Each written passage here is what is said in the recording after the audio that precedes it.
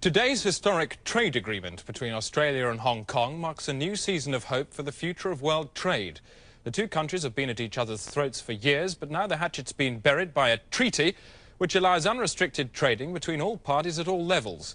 I'm joined now by Martin Crace, the British Minister with special responsibility for the Commonwealth, and Gavin Hawtrey, the Australian Foreign Secretary in Canberra. Gentlemen, this is pretty historic stuff. Well done. A future of unbridled harmony then, Australia? Yes, I think Martin Crace and I can be pretty satisfied. It's a good day.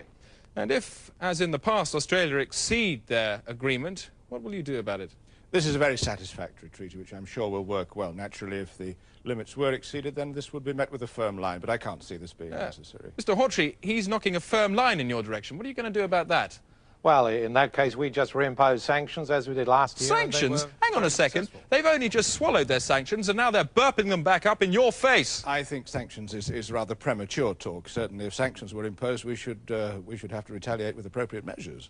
But I can't see... Appropriate measures is a euphemism, Mr Hawtrey. You know what it means. What are you going to do about that? Well, I just have to go back to Cabinet. And ask them about what? Well, I don't know. Maybe it's a matter for the military. The military? I think military measures is totally inappropriate reaction, and I think this is way, way over the top. Sounds like you're being inappropriate, are you? Of course I'm not being inappropriate, but Martin Crace knows that full well. This is the sort of misunderstanding that I thought we'd laid to rest during our negotiating period. Misunderstanding it certainly is. It's certainly not a treaty, is it? You're both at each other's throats, you're backing yourselves up with arms. What are you going to do about it? Mr Hawtrey, let me give you a hint. Bang! What are you asking me to say? You know damn well what I'm asking you to say. You're putting yourself in a situation of armed conflict. What are you plunging yourself into? You'd like me to say it? I want you to say it, yes. You want the word? The word! I will not flinch. You will not flinch from... War. War. Gentlemen, I'll put you on hold. If fighting did break out, it will probably occur in Eastman's Town in the Upper Cataracts on the Australia-Hong Kong border.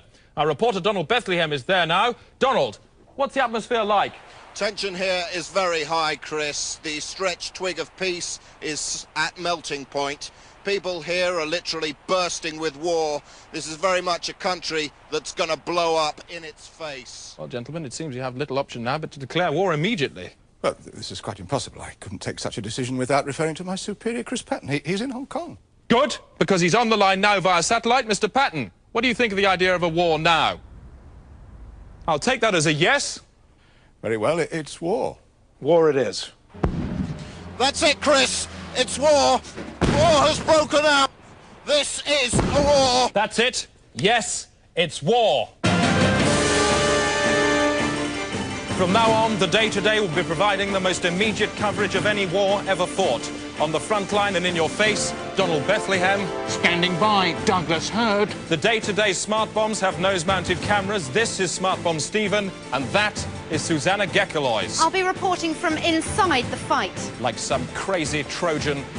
And keeping an eye on everything that's going on out there at the Day-to-Day news pipe, Douglas Trox. Chris. But first, the weather from Sylvester Stewart.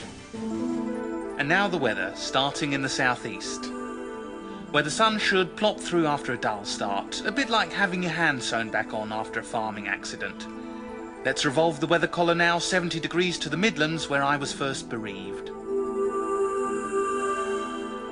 And there'll be a large cack of heavy cloud covering the area, but it should stay dry enough for you to dance outside until our Lord Beelzebub calls upon us. Now, if we rotate the